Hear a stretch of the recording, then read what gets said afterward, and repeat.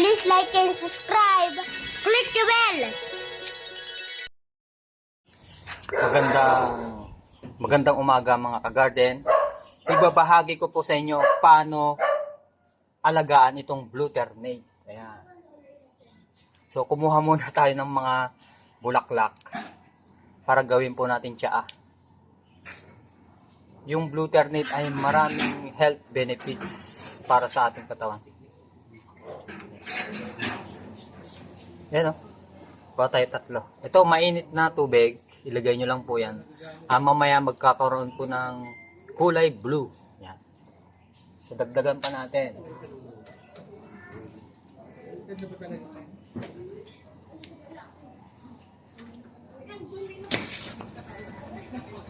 Yan. Pipitasin po muna natin lahat ang kanyang bulaklak.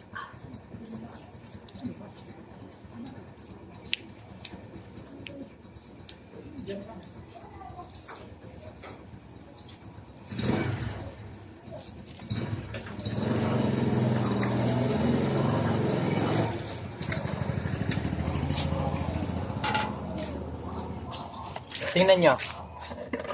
Itong blue ternate ko dati, pinutol ko dun sa pinakapuno niya. Bali, kung mapapansin nyo po, yung kanyang puno ay nasa singit-singit ng mga batuhan. Ayan o, nakikita nyo mga ren. Ayan yung mga pinagtutulan ko siya. Ito dati wild. Mula doon hanggang doon sa may, dito sa tabi ng sitaw. Kaya ang ginawa ko, pinutol ko po yung blue ternate para maging bush na lang po siya. Yan, kapag maliit lang po yung space nyo, putulan nyo po yung blue ternate para maging pandak lang po siya. Ayan, tapos ang gagawin nyo dito mga garden, ititrim nyo, puputulin nyo po yung kanyang mga talbos. Ayan, tapos ito, gawin yung pataba sa inyong mga halaman. Ayan, tulad po dito, napakadami po niyang bulaklak. Salamat po dun sa nag-comment. Bibigyan ko daw siya ng konting tips paano alagaan ang blue ternate. Ang blue ternate parang damo lang po yan mga garden. Tingnan nyo, puro bato. Halos hindi ko po siya inalagaan. Wild, nagwa-wild po siya. Makikita nyo po dito po ako dumadaan. Ayan, ito yung aking daanan. Ayan, napakadami po niyang bulaklak. Ito yung bulaklak. So, haharvestin muna natin lahat ng kanyang bulaklak. Tapos, ituturo ko po sa inyo paano po siya i-prune. Kasi dito, ito yung daanan ko. Natatakpan na po yan. Ayan, makikita nyo, natatakpan na po yung aking daanan. Dito.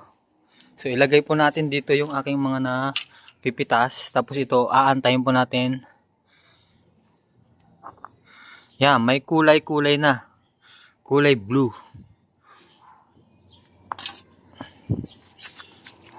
Tulad po dito, makikita nyo po dito mga garden. Pinutol ko po siya dito, nagkaroon po siya ng maraming sanga. Ayan dito. Kukunin nyo po yung mga bulaklak.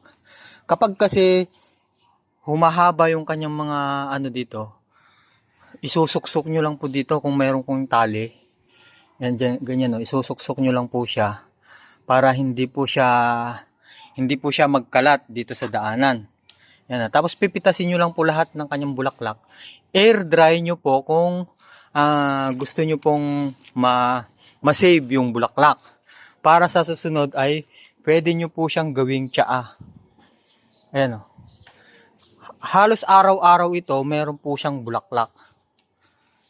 Kayo na po magsasawa na yung bulaklak. Tingnan nyo mga garden yung mga hindi ko napitas kahapon, nalaglag na lang po sila. Itong mga nalalanta na to, kunin nyo. Pwede nyo pong ilagay sa garapon.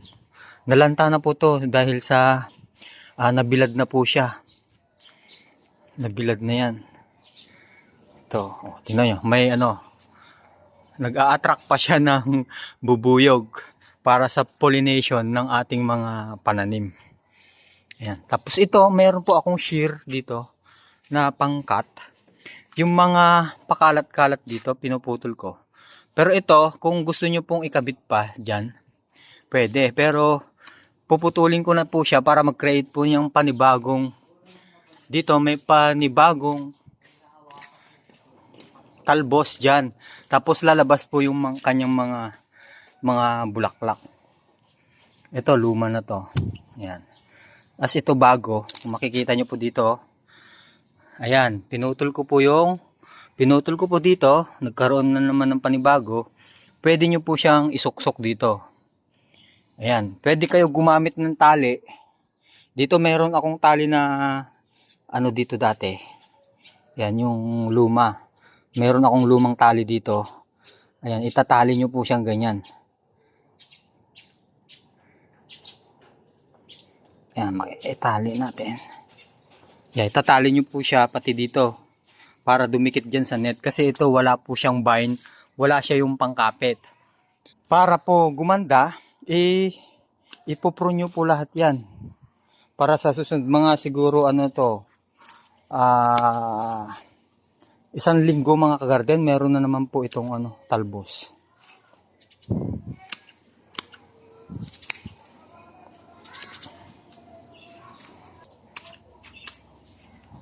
Mahirap pala gamitin yung shear kung isang kamay lang.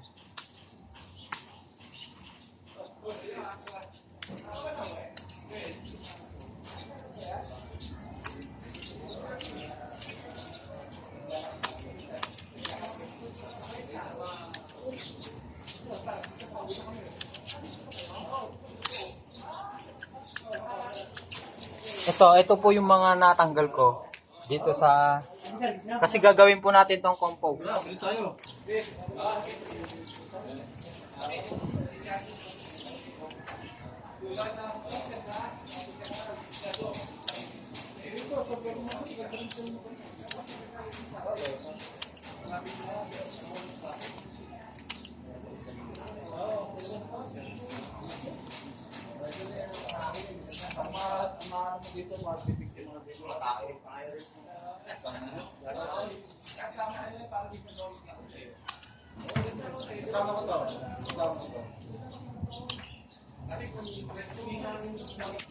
So ito yung aking na tanggal dito. Medyo hindi ko po lahat pinutol para yung mga mga bukas meron pa rin akong ma-harvest. Kasi kapag pinabayaan nyo po itong blue ternate, magiging gubat yung taniman nyo. Tapos itong blue ternate lang po yung sasakop dito sa space nyo. Ayan, inom tayo siya. Color, nakikita nyo ba yung kulay? Yung kulay blue. Ayan. Wow.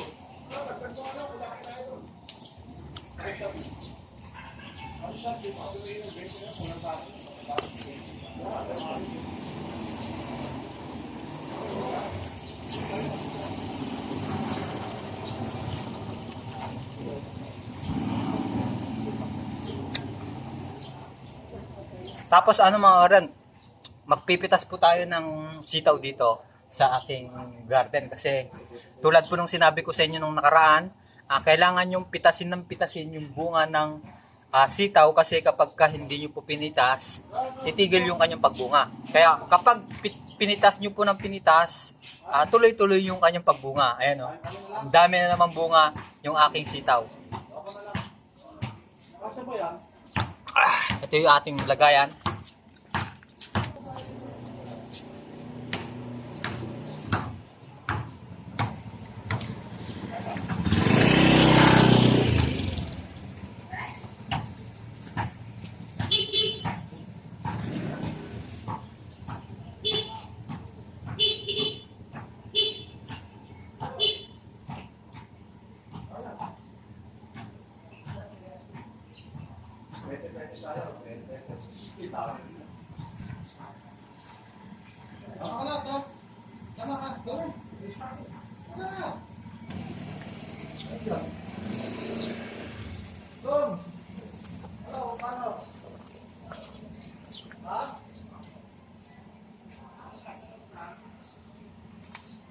Ito po yung na-harvest po natin, dami. Tapos dito mga garden, yung sa pechay po natin, kasi maraming nagre-request kasi sa insecticide dito sa aking garden. Pero ang isi-share ko talaga mga garden ay hindi po ako gumagamit ng insecticide na pampatay ng uod dito sa garden.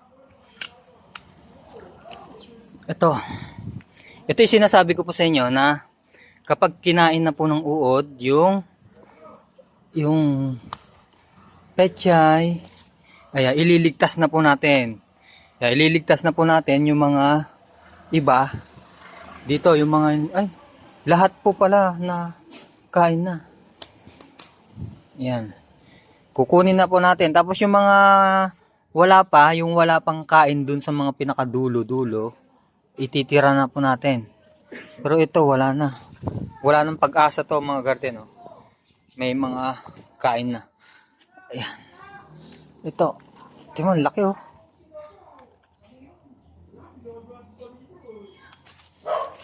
Yan. Puputulin na natin. Yan o. Wala na. Ito wala na rin to. Yan. Tapos ang ano dito, kapag habang nagbabawas po kayo, mayroon na namang kapalit oh. Tingnan nyo. Ito yung mga alugbati na hindi ko po itinanim. Kusa na lang pong tumubo dyan kasi dati meron po akong lumang alugbati dito na natanim. Tapos yung mga buto, ayan. Yung mga buto niya mga garden ay kusang tumubo. Oh. Ayan, kapag gusto nyo pong mag-harvest dito, pwede nyo po siyang kunin yung itong talbos. Ayan oh. Ayan, yung talbos niya ang kukunin nyo. Itong malalaki, iwanan nyo na po kasi siya yung sasagap ng mga araw. Ito yung araw, siya yung sasagap kapag naarawan po kasi to. Siya yung magpo-produce ng pagkain na galing sa hangin, dadalhin niya sa ugat. Ayan, yung photosynthesis na tinatawag. Ito. Saka kapag pinutulan nyo itong mga garden, magkakaroon po siya ng maraming sanga. Ayan, oh. Yan, putulin nyo ng putulin. Dito. Kaya ang dito, purpose ko ngayon dito, hindi ko po siya pagagapangin kasi kapag pinagapang po natin ngayon dyan ay makokobera na po yung ating mga pananim. Ito yung amaranth. So yung amaranth, wag nating bunutin, putulin po natin kasi maraming dito. Maraming sili na tumubo. Ayun oh, mga sili. Yan. Ang laki na amaranth ko, mga garden. So, ito yung yung sinasabi ko sa inyo na pinakamaganda. Kahit maliit po yung spaces nyo ay nakakapag-harvest po kayo. Tapos, yung mga compost na ating gagamitin mamaya ay ipapakita ko po sa inyo. Yung mga galing sa small space garden po natin. Yan. Napaka-importante, ito yung pinaka-importante sa lahat mga garden, yung mulching. Itong mga yung mga vine ng patola dati na tinadtad ko ay nilalagay ko po sa paligid ng aking kamatis na itinanim. Ito ay mga cherries, tomatoes. Itong compost niya, ayan, itong compost, kung makikita nyo napakaganda. Oh. Ayan, oh. Kinokoberan ko po yan para hindi masira. Kasi dito, napakaraming microorganism dito mga garden. Ayan o, kikita nyo po yan. Mga isofad. Yung mga isofad ay napakagaling mag-decompose ng mga organic matter. Tapos, tinatanggal po nila yung mga heavy metal sa lupa. Tulad po ng kung naglagay po kayo dito ng karton, yung karton na merong ink, tinatanggal niya po yung heavy metal dun sa karton, yung ink, ayan, tinatanggal niya. Kukunin natin itong mga to, yung mga niya, gagawin po natin compost.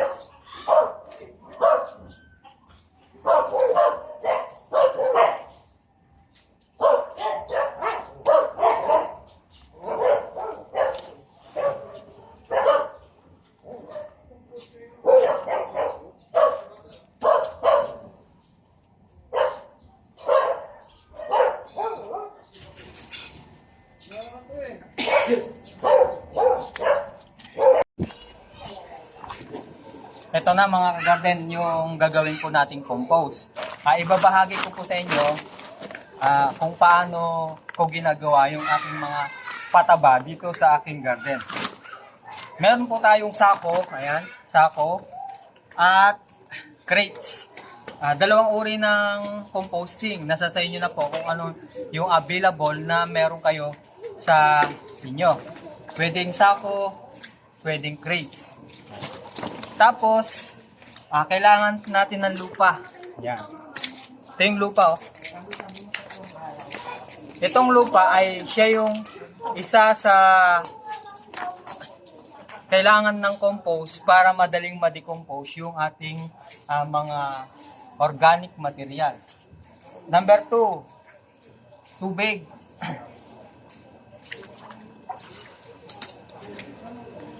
So, tubig mga garden, oh. Yan, tubig.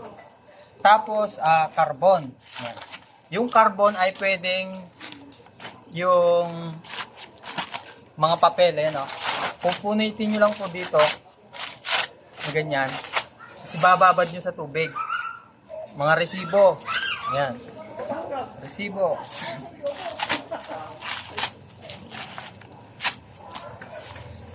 Kapag kasi binabad nyo po sa tubig, mabilis po siyang lumambot. Ito, pinaglagyan ng tuyo. Lalagay po natin.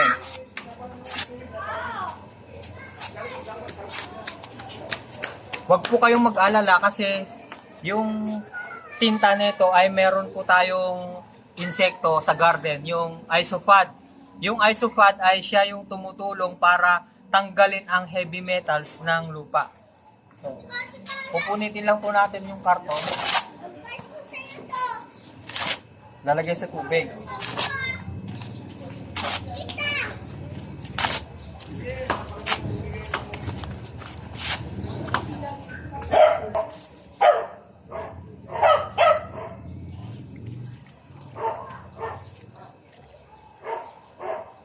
Yan, tapos na po yung carbon na karton. Ayan, tapos na.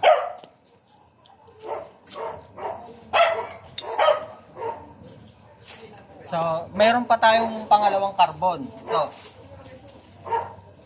Ayan na. Ito yung mga pinag-anuhan ko ng mais, papaya, sitaw, yung tangkay ng kamatis, gabi. Lahat po ng mga damo na nakukuha natin dito sa garden natin ay pwede po nating kuning carbon kapag tuyo na. Ayan. Kapag tuyo ay mayaman sa carbon. Ito namang green ay mayaman sa nitrogen. Ang nitrogen ay nagsisilbing pampalago ng ating mga halaman. Tapos ito yung mga kitchen scrap. Yan yung mga eggshell, ayan yung mga eggshell. Ibibilad nyo muna tapos dudurugin para madaling ma-decompose po siya. Ayan o. Tapos to, basta pag sinabi mong kitchen scrap, maraming kalamansi, bawang, sibuyas, ayan, mga pinagbalatan ng prutas, pinagbalatan ng mga gulay. Ayan. Tapos mayaman sa potassium, pampabunga mga kagarden. Katawan ng malunggay. Mayaman po sa NPK ito. Nitrogen, phosphorus at potassium. Ayan, katawan ng malunggay. At kung meron kayong katawan ng saging, mas maganda. Pero kung wala naman ay mga balat na saging. Ayan. Tapos gagawin po natin dito, tatadtarin po natin. I-share ko rin po sa inyo kung paano ko tinatagtag yung mga organic matter para gawing pataba. Mas maliliit po ang gayat, tulad po nito, mas madali pong ma-decompose yung mga organic matter. So, kailangan lang ng sangkalan. Ayan. Tak. Unahin natin yung madaling